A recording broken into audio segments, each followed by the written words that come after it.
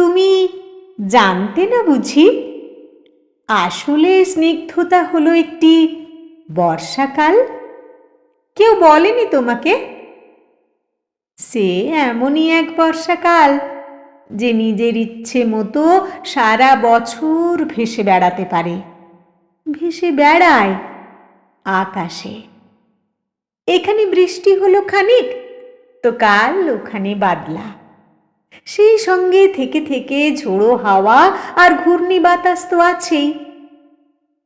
আমি চোখ বন্ধ করলেই দেখতে পাই। যেই বৃষ্টি শুরু হলো অমনি বাচ্চারা সব হাত ছাড়িয়ে ছুট লাগালো মাঠে ঘাটে। আর মাটির দেওয়াল ও টিউকলের সামনে দাঁড়িয়ে গাঁয়ের বউরা খাল থেকে বিল থেকে তাদের হাঁসগুলোকে ডাকতে লাগলো, চই চই, চই চই, চই চই।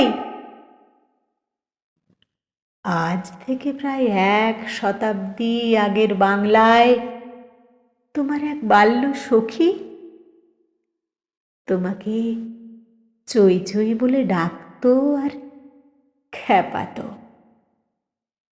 তোমার মনে পড়ছে কি? আজ এই জন্মে তুমি শীতের দেশের হাঁস, কোন সরোবর থেকে কোথায় কোন সরোবরে সাঁতার কাটতে যাও সমুদ্রের পর সমুদ্র পেরিয়ে, উড়ে চলো কত দূর দূর সব দেশ। কিন্তু এবার এই জন্মেও একজন তোমাকে তোমার সেই 100 বছর আগেকার ডাকনাম ধরে ডাকছে, একেবারে নিঃশব্দে ডাকছে, চই চই, চই চই, চই চই।